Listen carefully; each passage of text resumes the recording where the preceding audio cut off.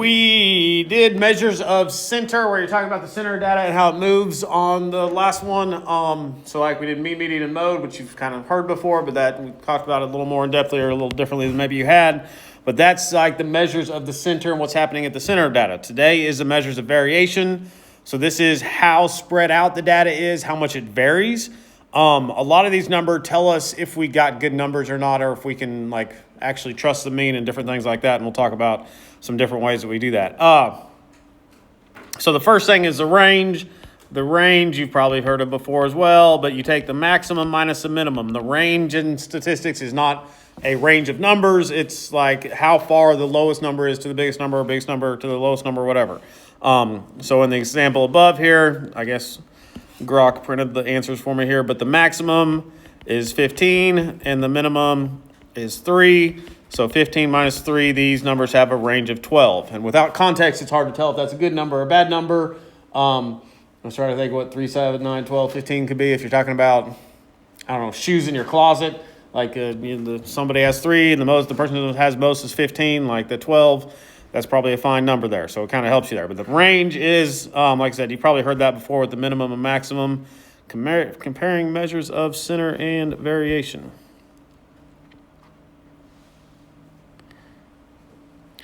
On this one is talking like you are going to still talk about the mean and the median, because we're going to look at these and see the difference. Now I'll kind of write that out when we get towards the end there, or maybe next week. But mean, median, and mode have to do with the center, and then the range is the only one we've learned so far about the variability, so this has to do with the range. We're going to talk about the standard deviation today as well. So based on the information above, which classes score have the least availability? Least variability, not availability. Least variability. So I would probably just look at the range is going to be how much it's varying. That's my smallest range. So I would say this one is class D. Which one has the highest scores on average? That would be class A. That means you're looking at this. So this one is just identifying that the mean has to deal with the average or the center of the data, and then the range is dealing with the variability, like how much is the data changing from the lowest to the highest. That one's usually not hard. I will say that Alex will sometime, like, don't get into pattern recognizing there, because sometimes Alex will put the range first and then the mean second. So like it kind of switches on you, so be careful of that. So stem and leaf plots. So stem and leaf plots we talked about once at least. This one does mess with people a little bit because you got back-to-back stem and leaf. So you're putting, I kind of want that number right there, that 13. You're putting 13 numbers on the left side for the first one, and you're putting 18 numbers on the second side. They say that right here. I kind of cut it off there, but 13 and 18. So you know that what they say is n equals 13 for this one and n equals 18 for this one. That can help you in just a second. These are wait times. So they have 0, 1, 2, 3, 4 in my stem. Like my stem is this right here. My leaves are going to be the single digit number, and they always have a key right here to tell you what to do. So like 0, 5 would just be 5 minutes. So this, if I was doing the like writing these out, and we can go ahead and write them out because we might need it, but the first restaurant would be 5, 6, 7, 15, 18, 21, 21. Everybody see this? 21, 21, 22. I'm kind of working from right to left here. 22, 25, 29, 31, 36, and 39. Whereas the second restaurant would be, it's just 5, 5, 8 to start. And then 12, 12, 14, 15, 17, 18. Everybody see 18? That's where I'm getting that number from. And then 21. Nope, not 21. 25, 27, 29, 29, 31, 35, 36, 38, 40. Okay. You don't have to write those out, but if it does help you to look at the data and see it differently, you can do it. Obviously, what it is a lot easier to draw a stem and leaf than it is to write out all the numbers. And the good thing about stem and leaf is you can kind of look at the shape of the graph, like the symmetric. Like this one's kind of symmetric. They're both kind of symmetric, roughly symmetric. But you can kind of look at the shape of them, but you get to see each individual. So like this is really good is like test scores. Like you can do this for test scores, and you can kind of see everybody's grade and kind of see where they fall and kind of things like that. All right. So now looking at these, what were the ranges of wait times for the two restaurants? So my smallest number for the first restaurant is 5, and my biggest number would be 39. So 39 minus 5 would be 34. And then for the second restaurant, my smallest number is 5, and my biggest number would be 40. So it'd be 40 minus 5 would be 35. Okay. This is a hard one. B is always a hard one on this one. Which restaurant had the greater median time? So to find the median is the middle number, right? You can, when I have them all written out, so it kind of makes it easier to do, but you can just look at the chart and say, okay, the middle number of 13 would be what? My 7th number? Does that sound right? Because if you need to write it out like 6, 1, 6, right, that'd add up to be 13 if I add those up. So my middle number is the 7th. Like that's kind of how you do that in your head. You got 6 on the left, 6 on the right. So you can, if you don't want to do that, you can count to the 7th number, which should be 1, 2, 3, 4, 5, 6, 7. Should be this number right here, which would be 12? No, 21. I looked at it backwards. 21, right? That's my tens digit. But what you can also do is if you can't, that doesn't make sense in your head that the 7th number is that one, and you got to be a little careful you do this, but you can just start like crossing these out. So one from the beginning, one from the end, one from the beginning, one from the end, one from the beginning, one from the end, one from the beginning, one from the end, one from the beginning, one from the end, and you get to that number. So you can do it that way. It's kind of hard because you got to work backwards when you're doing the end one. So I'm going to do that on 18. For the second, you got 18 numbers, so my middle number would be between the 9th and the 10th number, right? Between the 9th and the 10th, if I cut that in half. So you can kind of count to that, but if you want to try it this way, one from the beginning, one from the end, one from the beginning, one from the end, beginning, end, beginning, end, beginning, end, beginning, end, beginning, end, beginning, end. So my two middle numbers there are those two. Try to give myself some more room here. So what is that? That is 18 and 25. So remember, if you're in the middle, you add them up and divide by 2. So 18 plus 25 would be 43 divided by 2. That's 21 and a half. So if my first one is 21 and a half and my second one is 21 and a half, I'm sorry, first one is 21, second one is 21 and a half, we're looking for the greater, it would be the second. It is a little bit longer wait time, a half a minute longer. And then the last one, which restaurant had more wait times in the 40 to 49s? Well, if I look right there, the only one that it has is this 40 right here. So only the second has one in the 40. Okay. So what makes that one hard is finding the median of those with the stem and leaf. You can, like I said, you can write them all out and do it that way, and then it's a lot easier to cross them out to figure out what the middle number is. But you can do it straight from the chart as well.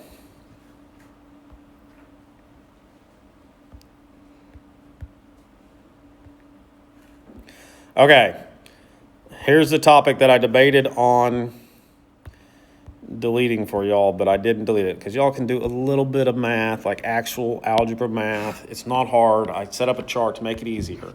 But let's talk about what this is first of all. Actually, we're going to do this right in class, and let's just see how it does it. Do I have a chat here?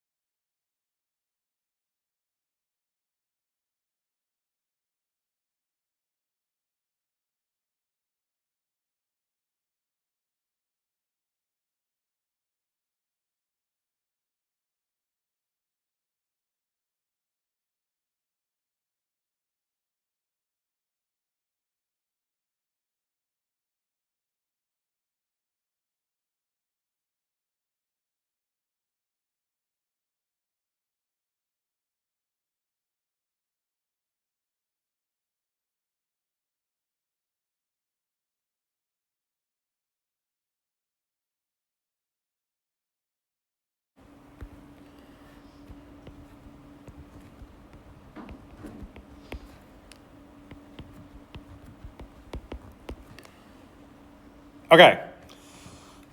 You have two different sets of data. What the standard deviation is, and I try to not use math definitions on here.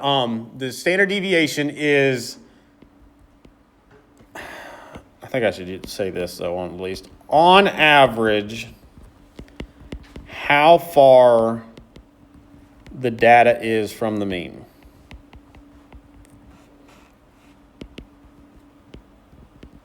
Okay. On average, how far the data is from the mean. Usually I just says how far the data is from the mean, okay? So the standard deviation is something that a lot of people hear in real life. My story about that real quick is that this happened 10 years ago now, but I went to the chiropractor and told him I'm teach stats and blah, blah, blah. And he's like, what's the standard deviation? I never really understood that. Everybody tries to kind of has heard the word standard deviation, but they don't really understand what it means. So that's my goal, is to tell you how it means. And then I had, we'll kind of talk about that on Tuesday, but when you have children and stuff, they tell you how tall they are and what percentile they're in and what weight they are, the percentile, to make sure they're growing okay and all that kind of stuff. And I had a teacher or the doctor try to tell me that was a standard deviation. I'm like, no, you're wrong. But that's fine. That's different. So everybody kind of knows the word standard deviation, but they don't understand what it is. So it's how far the data is from the mean, okay? So this little chart, and this is why I use Grok to do this, is the best way to describe it. So my mean of this data set was 3, and my mean of this data set was 3, right? But when it found the standard deviation for me, my standard deviation on this one was 1.58, and my standard deviation on this one was 2, wasn't it?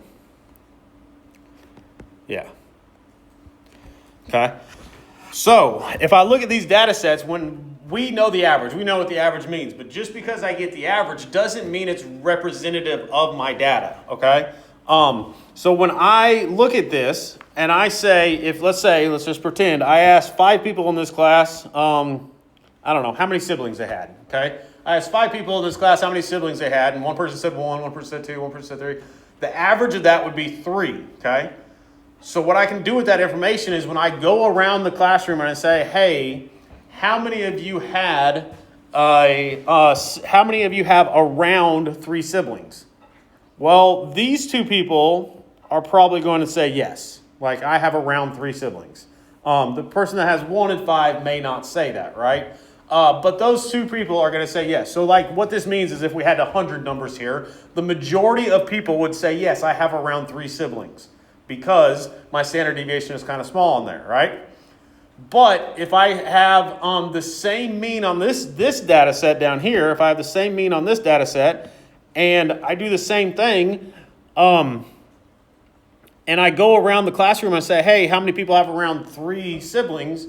Nobody's going to say yes, because I have a bunch of people with 1 sibling and a bunch of people with 5 siblings, and it just averages out to be 3 in the middle. But nobody actually, besides one person or a couple people, have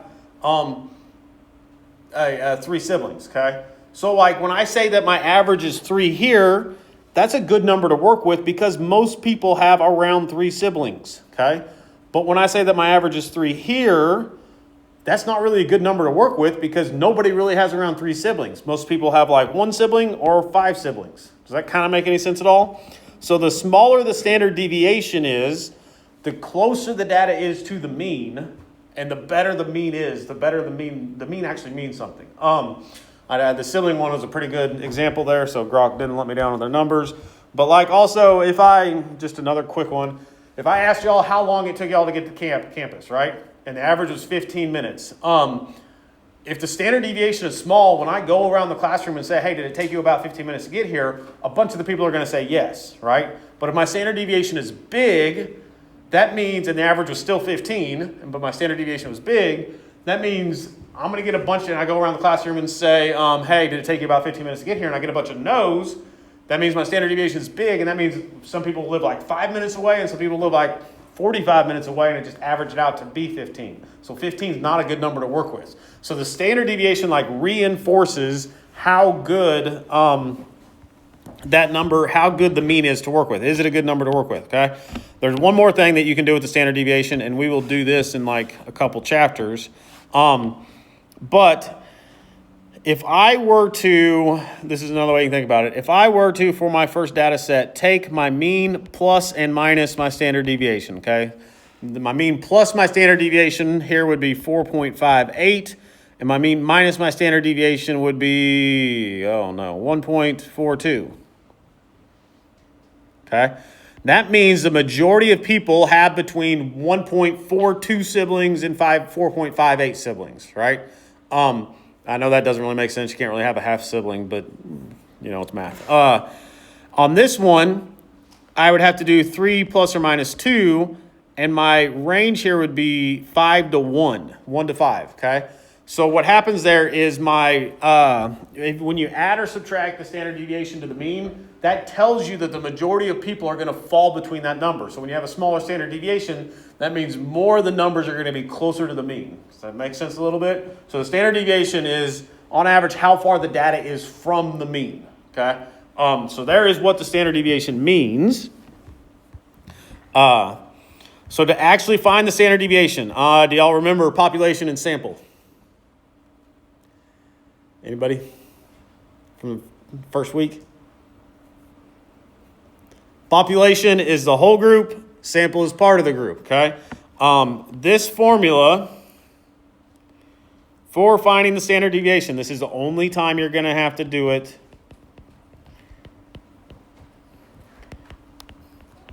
Look at Apple trying to fix my handwriting. Good luck. Okay.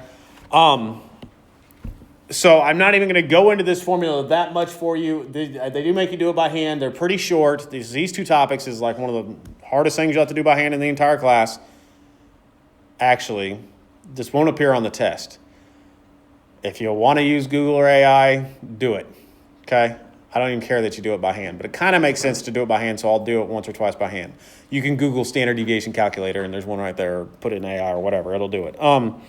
I'm fine with that if you don't actually do it by hand. Yes? You said it will or will not be? It will not be on the test. Like the ideas of standard deviation will be on the test, but actually calculating the standard deviation, not on the test. So, Okay. cheat. No, I'm not saying cheat, but I told you at the beginning, technology does statistics for us. So on this one, I'm fine if y'all use technology for this. This is the only topic that's like this, though. What I wanted to say, though, is the formula is crazy. The formula for standard deviation is like oh, you know what? I forgot to put that in my notes. Hold on, let's double check this real quick here. I don't quite trust AI on all math because I was using it a ton last semester, and I realized about halfway through my project that it was doing all the calculations wrong. And it made me real mad. So, okay, so there's that summation symbol minus the mean. You square it, and you divide by n, but you got to do the square root of it. So that's what I forgot to do is I forgot to write square root. Take the square root. So this is kind of the steps to do it. But what I wanted to say is this is the population standard deviation formula. And what the sample standard deviation, so the sample is just part of it. The sample actually divides by n minus 1. So the formulas are a little bit different for the population and the sample standard deviation. The reason is that the population is a whole group. So if I have everybody, I'm just going to divide by how many there are. But if I only ask 15 people, we want to have a little bit of leeway in there. So we're going to run our numbers like we only asked 14 people. And it makes the numbers give you a little bit of leeway there. Okay, so this formula looks super crazy, right? What you've got to do is I kind of wrote the steps out here, and this table makes it easy. And also you can use, I told you all can use AR or whatever, that's fine. So you don't have to do this, but we can fill it out real quick.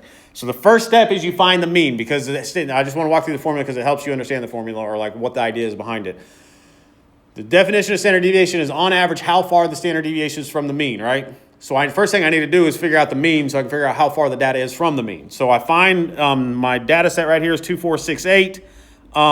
So the mean of that, I've got the answer right below that. So I'm cheating. My mean is 20, okay? My mean is 20, okay? So now I'm going to figure out how far each number is from the mean.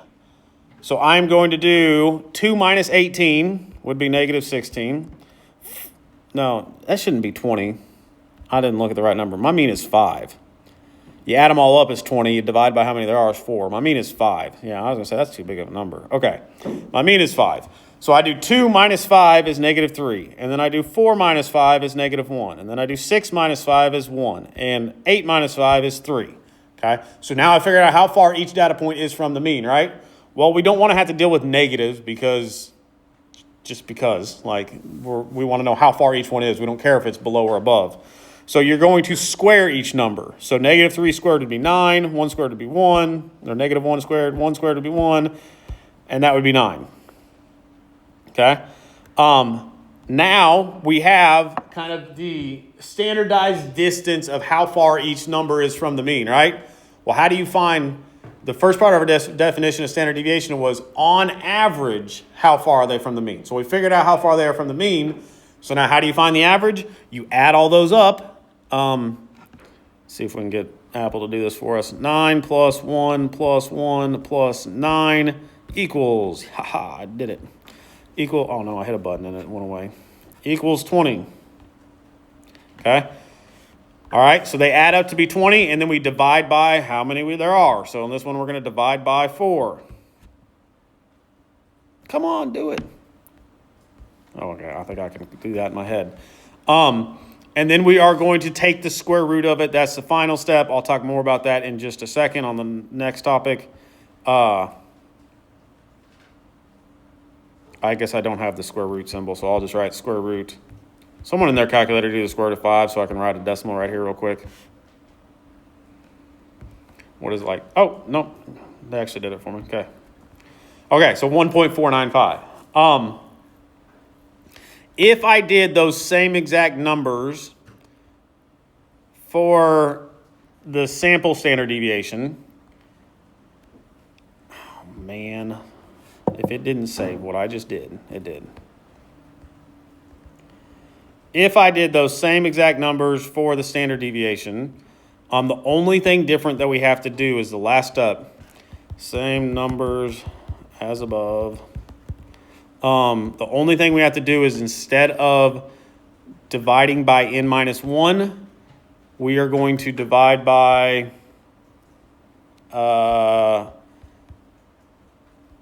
instead of dividing by n, we're going to divide by n minus 1. So we're going to do 20 divided by 3. Why doesn't it want to work on this one for me? What is that, 6.67? Okay.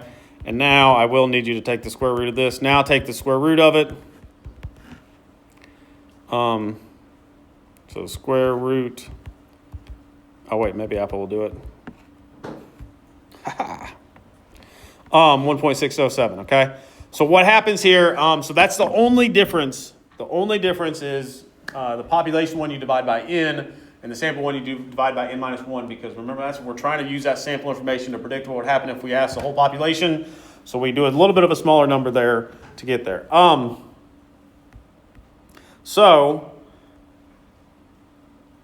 If I look at you can tell the answer there. The answer for the top one for the population is 1.495. My answer for the sample is 1.607. So what we do is we make the standard deviation a little bit bigger to account for any error if we're just doing a small sample of it, okay?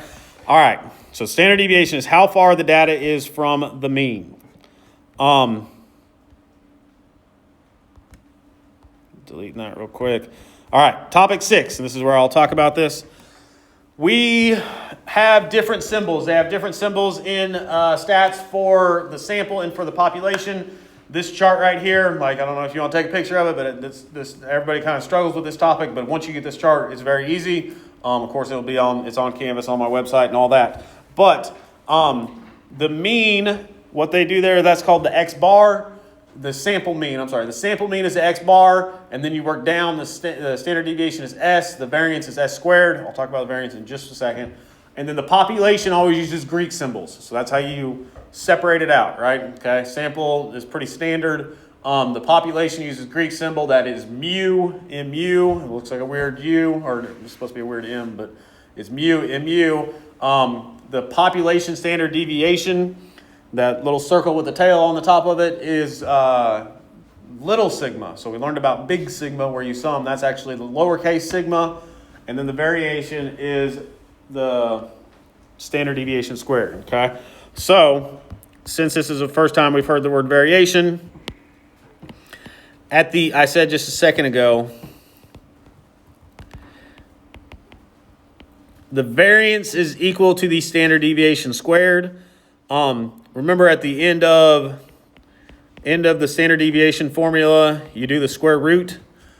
Well, when you go further and you start doing stuff, you don't want to have to do the square root. And not to go too algebra on you here, but the opposite of square is the square root. So like it makes it easier sometimes to have that formula without the square root in it. So you have the variance. We don't talk too much about variance in this class because, like I said, when you go further in statistics, they don't want that square root in it. So they use the variance more than the standard deviation. The way that I think about this in my head, the best way to think about this is kind of weird. But if you compared my standard deviation to feet, feet, if I was going to measure how long this wall is, it would be in feet, right? But what if I was doing like the area and it was carpet? I was trying to like lay or figure out the pane of this wall. Like what's my label? It becomes from feet to feet. It's feet squared, right? So what that is it's kind of like the same idea behind that. Like the feet kind of gives you the length of the wall, where feet squared gives you the whole area of the wall. So the variance is like a different unit or a different dimension of like the standard deviation. That's kind of the best way to describe that. Again, we don't talk about variance too much in this class, but it is just the standard deviation squared. And on the flip side of that, just so you think about this, no, y'all can answer this. So if my variance is 49 and the variance is the standard deviation squared, how do I go from the variance to the standard deviation? I do the square root of it, it would be 7. Okay. So like that's the way that would work. All right, just like 2 more topics. This section is short, so.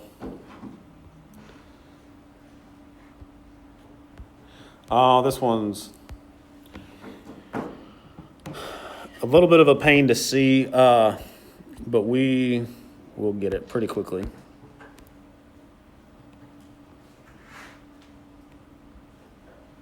Okay, so this one has 3 separate standard deviations. So the standard deviation is how far the data is from the mean.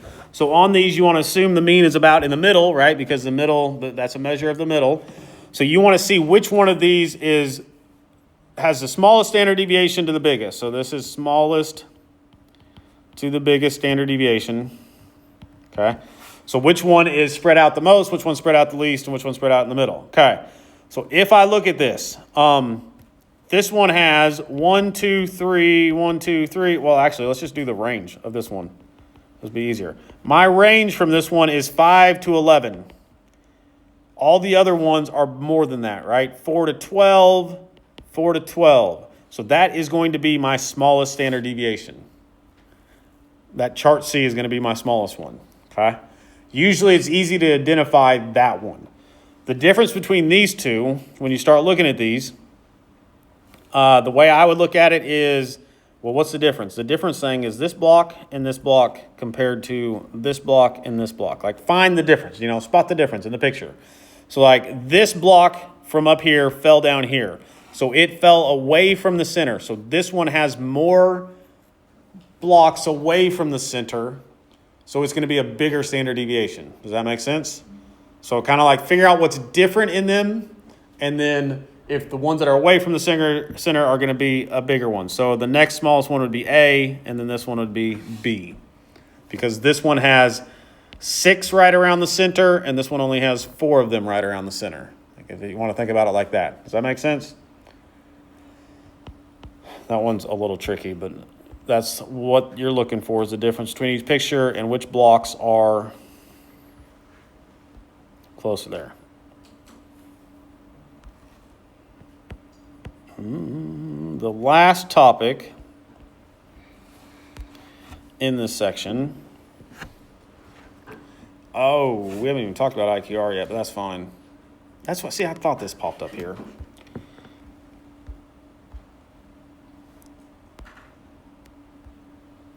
Why did it do that? Nope. Okay, our class recorded the temperature for 48 school days, and we got these summary values over here. I feel like this one pops up on the midterm.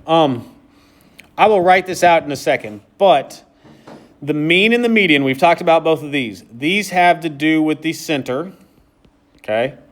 And we use these when it is symmetric, okay?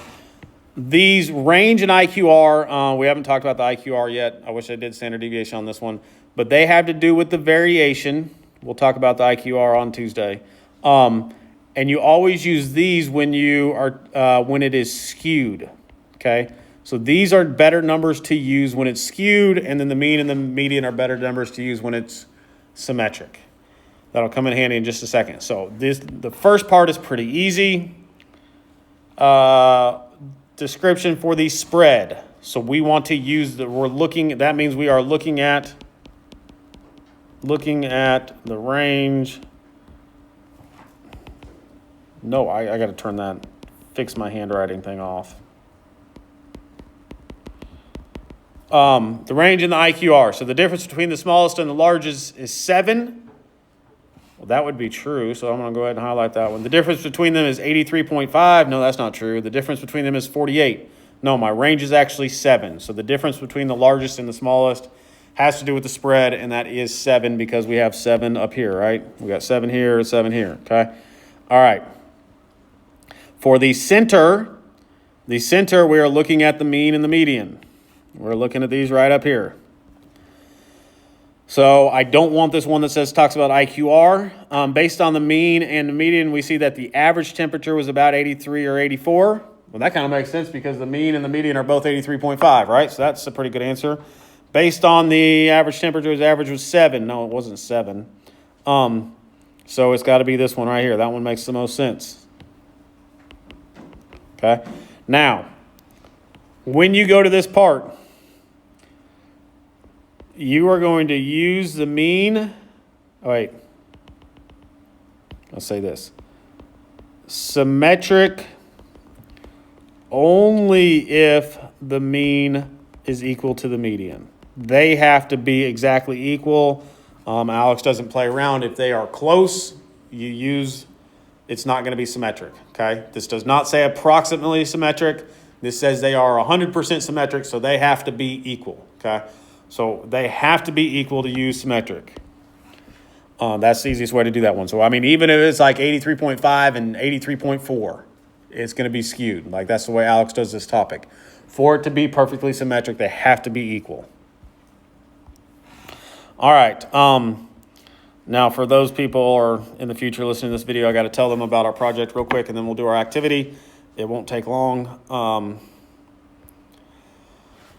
We went outside and guessed how far it was to the closest vending machine, and then we stepped it off to do that to show the standard deviation here, okay? So what we're going to look at here, and this is just kind of shows you how the standard deviation works, and it's kind of cool how this works.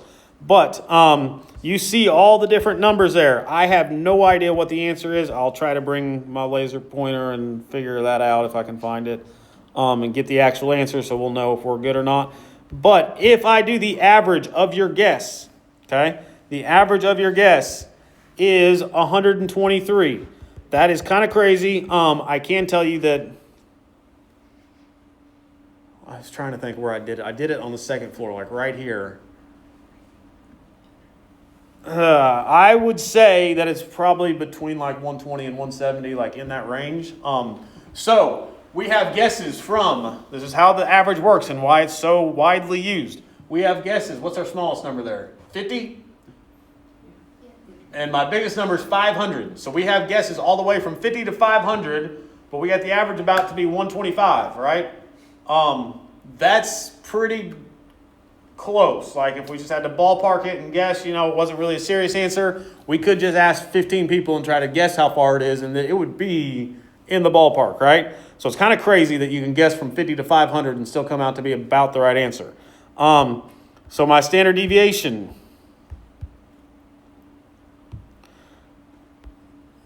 no, I don't want to do average.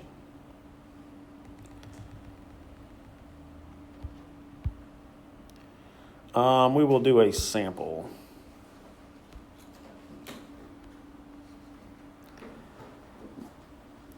So my standard deviation for your, oh my goodness.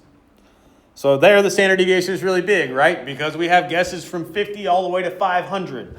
So the one thing that's kind of weird here, or the one thing we can do this, and I'll ask you all this, is if I take my average plus my standard deviation,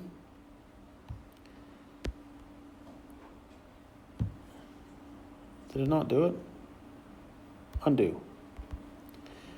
Equals average plus standard deviation equal average minus standard deviation. So that kind of tells you this. We're going to talk a lot about that later on.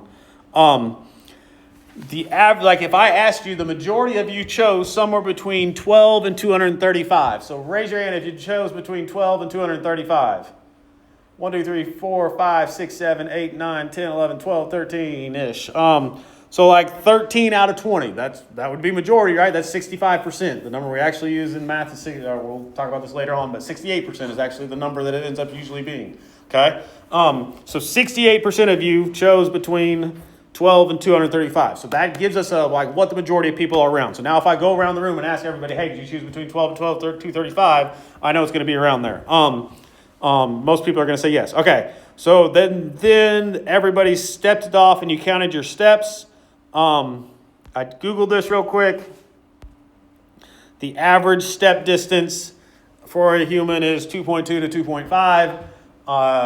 Usually that's male versus female because females are generally a little shorter or whatever. But I used 2.3 for my answer because we decided that only like one person is 6 foot or higher. So I used 2.3. So our average class height may be a little bit shorter than that. So I used 2.3. I took your step times 2.3 and I came up with these numbers. Okay.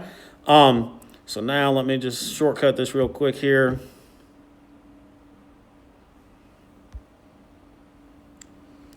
I'm scared I need to delete these. Don't make me get my keyboard.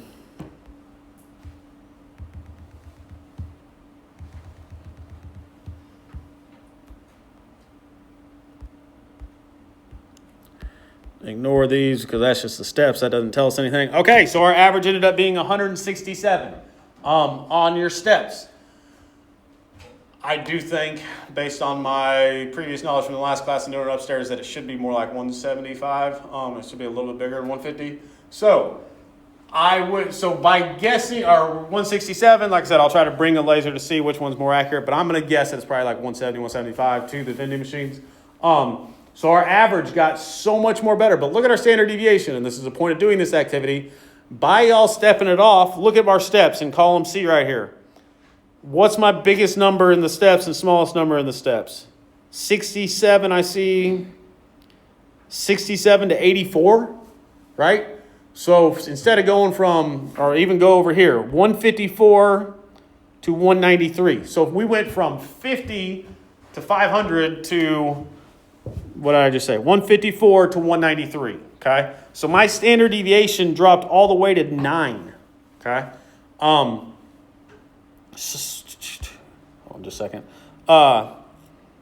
My standard deviation dropped all the way to 9 because when you step stuff off, it is to make it a lot more accurate, okay? So that means the majority of you chose somewhere around 167, which would be 73 steps, right?